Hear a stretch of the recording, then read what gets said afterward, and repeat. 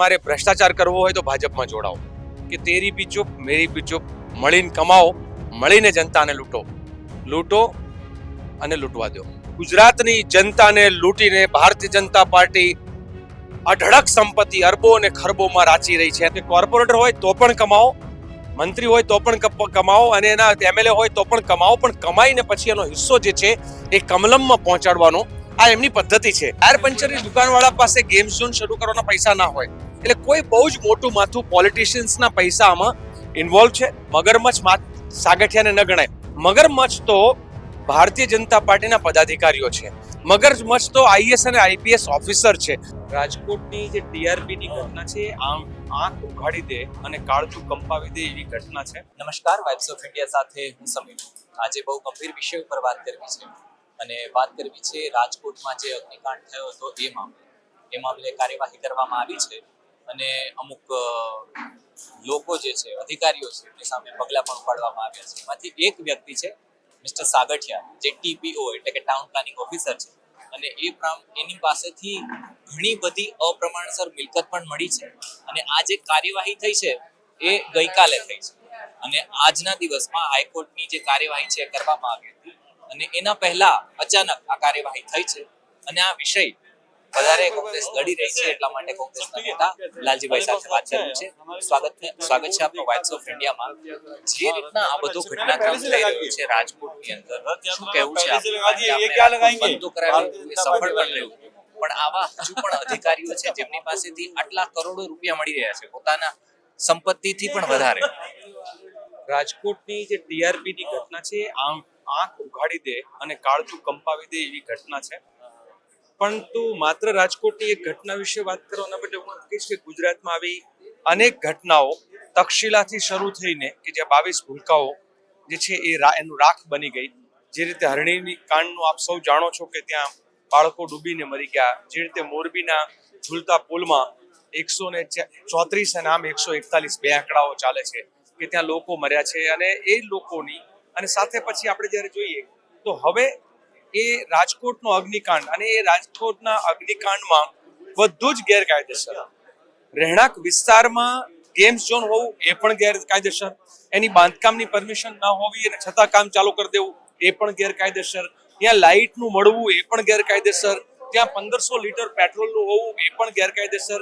એક બાજુ બાંધકામ પૂર્ણ નથી થયું, નીચે રાઇડ્સ ચાલે છે, ઉપર વેલ્ડિંગ ચાલે છે, એટલે ચાલુ પેલામાં એ પણ ગેરકાયદેસર. ફાયર સેફટી માટે કોઈ જ કશું નહીં, એના પરમિશન કે સાધનો નહીં હોવા, અને છતાં પણ આવા ગેમ ઝોન શરૂ કરી દેવા એ પણ ગેરકાયદેસર. અને નવાઈની દુઃખની વાત એ કે આ સંપૂર્ણપણે ગેરકાયદેસર રીતે ચાલતા આને જુદા જુદા લાયસન્સ પણ ગેરકાયદેસર રીતે જે મળ્યા એવી આમાં જગ્યામાં આઈપીએસ આઈએસ ઓફિસર અને મેયર્સ અને કોર્પોરેટર્સ ને એમએલએ બધા ત્યાં એના ઉદઘાટનમાં પણ જાય અને સમયાંતરે એ ગેમ ઝોનનો જે છે આનંદ માણે. આ સંપૂર્ણ ગેરકાયદેસર ચાલતા ગેમ ઝોનમાં એના માલિકો, એમાં એનો એક માલિક જે છે એ અમદાવાદમાં ટાયર પંચરની દુકાન ધરાવે છે. ટાયર પંચરની દુકાનવાળા પાસે ગેમ ઝોન શરૂ કરવાના પૈસા ના હોય, એટલે કોઈ બહુ જ મોટું માથું પોલિટિશિયન્સના પૈસા આમાં ઇન્વોલ્વ છે. આ ટીપીઓ તરીકે સાગઠિયા આટલા વર્ષોથી તાગડધીના કરે, આટલી બધી કમાણી કરે હદ વગરની, એનો પરિવાર, એના બીજા સભ્યો, આને કોણ પ્રોટેક્ટ કરે છે? સાગઠિયા તો હું એવું માનું છું હજુ પણ એ પેલી નાની માછલી કરતા થોડી મોટી માછલી કહી શકાય, પણ મગરમચ્છ સાગઠિયાને ન ગણાય. મગરમચ્છ તો ભારતીય જનતા પાર્ટીના પદાધિકારીઓ છે. મગરમચ્છ તો આઈએએસ અને આઈપીએસ ઓફિસર છે. મગરમચ્છ તો જે ત્યાં સત્તાના સિંહાસન પર મેયર તરીકે બેઠેલા અને ત્યાં ધારાસભ્ય તરીકે ચૂંટાયેલા એ લોકો છે, જે ખુદ સાગઠિયાને મળવા જેલમાં ગયા છે. ગઈકાલનો જ આપને જે છે એ વાત બહાર આવી છે એ પ્રમાણે. બીજું જે ત્યાં એસઆઈટીની જે રચના થઈ છે એ એવા વ્યક્તિના પ્રમુખ પદે એસઆઈટી બની છે કે જેણે અગાઉની એસઆઈટીમાં કશું ઉકાળ્યું નથી. એટલે અમે એને માત્ર ભીનું સંકેલવા સમિતિ કહીએ છીએ. જે એસઆઈટીનો રિપોર્ટ હાઈકોર્ટ પણ માન્ય નથી રાખતી, કારણ કે ચાર્જશીટનો એ ભાગ ના ગણાય. તો આવી એસઆઈટીઓના નામે જનતાને છેતરવાનો ધંધો ભારતીય જનતા પાર્ટી કરી રહી છે. સાગઠિયા પાસે મળેલી મિલકત અકલ્પનીય છે, હજુ વધારે નીકળશે હું માનું છું. પરંતુ સાગઠિયા તો શરૂઆત છે. પરંતુ સાગઠિયાને જે પ્રોટેક્ટ કરનાર જે મોટા માથાઓ છે એની સંપત્તિની ચકાસણી થવી જોઈએ. અને લાલજી દેસાઈ તરીકે હું બહુ જ જવાબદાર સ્ટેટમેન્ટ આપવા માંગુ છું કે કોંગ્રેસના નેતાઓની પણ, અમારા વિપક્ષના નેતાઓ અમારી સંપત્તિની પણ તમે તપાસ કરો કે અપ્રમાણસર સંપત્તિ અમારી પાસે કેટલી છે. અને શાસનમાં બેઠેલા ભારતીય જનતા પાર્ટીના કોર્પોરેટરથી લઈ અને મેમ્બર ઓફ પાર્લામેન્ટ સુધીના અને બધા જ ગૃહમંત્રી સુધીના આ દેશના, એની સંપત્તિની તપાસ કરવામાં આવશે તો ખબર પડશે કે ગુજરાતની જનતાને લૂંટીને ભારતીય જનતા પાર્ટી અઢળક સંપત્તિ અરબો અને ખરબોમાં રાચી રહી છે. એના નેતાઓ અરબો ખરબોમાં અત્યારે રમી રહ્યા છે. એટલે ભારતીય જનતા પાર્ટીના આ ભ્રષ્ટાચારી નેતાઓ અને ભારતીય જનતા પાર્ટીનું ભ્રષ્ટાચારી શાસન, એની તપાસ થવી જોઈએ. અને એની તપાસ થાય તો જ સાચી ખબર પડે. બાકી સાગઠિયા, અહીંયા સાગઠિયા છે, કોઈ બીજી જગ્યાએ બીજા હશે. હું સાગઠિયાને બિલકુલ ના છોડવા જોઈએ, એને કડકમાં કડક સજા થવી જોઈએ, એની બધી જ સંપત્તિ સરકારે ટાંચમાં લેવી જોઈએ એવું માનું છું. પણ નાની માછલી ક્યાં સુધી? મોટા મગરમચ્છો જે સાગઠિયાને પ્રોટેક્ટ કરે છે એનું શું? આ દિશામાં આગળ જવાની જરૂર છે. અને બીજું કે આ હજુ પણ ભારતીય જનતા પાર્ટી, આ તો સારું છે કે હાઈકોર્ટે થોડો કોરડો વીંધ્યો છે, તો હરણીકાંડની ચર્ચા પાછી આવી છે, મોરબી કાંડની ચર્ચા પાછી આવી છે. તક્ષશિલાના 22 પરિવારો એમ કહી રહ્યા છે અમને સામેવાળો દોષિત છૂટે કે નિર્દોષ છૂટે એના કરતા ચિંતા હવે એ વાતની છે કે અમે જીવતા હશું ત્યાં સુધી જજમેન્ટ આવશે કે નહીં, આરોપીઓ જીવતા હશે ત્યાં સુધી જજમેન્ટ આવશે કે નહીં. અમારી એક જ માગણી છે, લોકો તક્ષશિલામાં કહે છે કે અમે જીવીએ છીએ ત્યાં સુધીમાં ન્યાય મળે. મિસ્ટર રૂપાપરા અને એના સિવાય રાજકોટના એક કોર્પોરેટર, મારા ખ્યાલથી લગભગ 2 નંબર વોર્ડના કોર્પોરેટર, કાળી રાતે મળવા જાય છે, પોલીસ એમને મળવા દે છે, આક્ષેપ પણ થયો છે. આ બધાની વચ્ચે શા માટે મળવા ગયા હશે? કોંગ્રેસ આ મુદ્દો ઉઠાવશે? બિલકુલ, શું એ લોકો પણ, બીજેપી વાળા પણ એમાં સામેલ હોઈ શકે છે આ નરસંહારમાં? આ નરસંહારમાં આ માનવ સર્જિત હત્યાકાંડ છે. સૌથી પહેલી વાત, આ જવાબદાર સ્ટેટમેન્ટ છે. આ કોઈ કુદરતી ઘટના નથી, અકુદરતી છે, માનવ સર્જિત છે. અને માનવ સર્જિતમાં દોષીઓ જે છે એ અધિકારીઓ કરતા વધારે પદાધિકારીઓ છે. કારણ કે અગાઉ પણ સાગઠિયાએ કહ્યું છે કે મેં કોર્પોરેટર જે છે એને 1.5 લાખ રૂપિયા, જે એના ગેમ ઝોનના માલિકે કહ્યું છે કે અમે 1.5 લાખ રૂપિયા જે છે ભલામણ માટે આપેલા છે. એટલે ભારતીય જનતા પાર્ટીના કોર્પોરેટરથી લઈ અને એમના ઉચ્ચના આકાઓ આમાં સામેલ છે. કારણ કે હપ્તાઓ તો આકાઓ સુધી પહોંચે છે.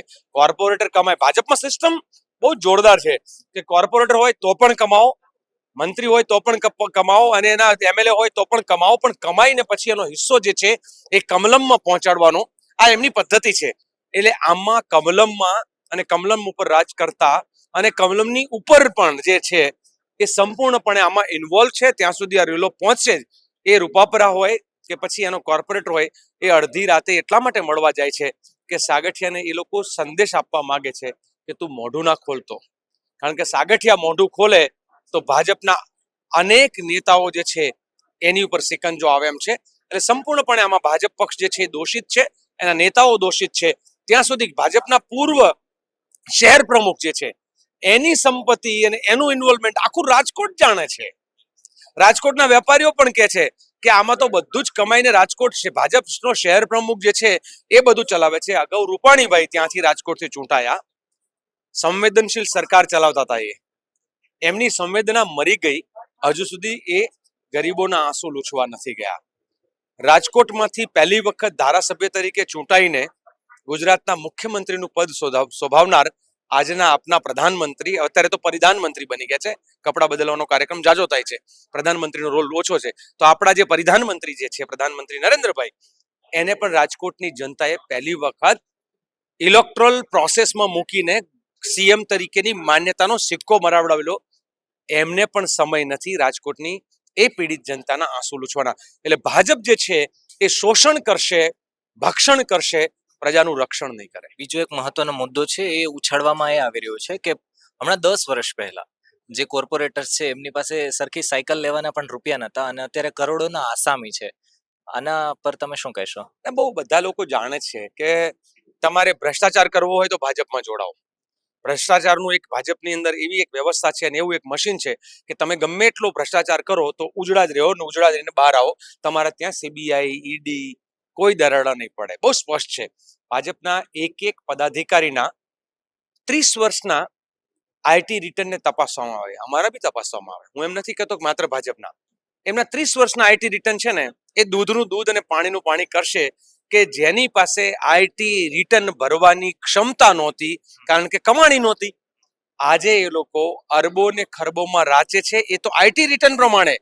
આઈટી રિટર્ન સિવાયના કાળા ધન અને કાળી સંપત્તિ જે છે અઢળક છે ને એના જ આધાર ઉપર લોકો ચૂંટણીમાં કોંગ્રેસના ધારાસભ્ય જે ખર્ચે એના કરતા 100 ગણો ખર્ચ કરીને જનતાને જે છે એ લોકો લૂંટીને જનતા પાછળ ખર્ચવાનું એ પણ કામ કરે છે. એ બધાથી કોઈ અજાણ નથી. એટલે ભારતીય જનતા પાર્ટી એ ભ્રષ્ટાચારી સિસ્ટમમાં એવી રીતે બધી ગોઠવણ કરી છે કે તેરી બી ચૂપ મેરી બી ચૂપ, મળીને કમાઓ, મળીને જનતાને લૂંટો અને લૂંટવા દો.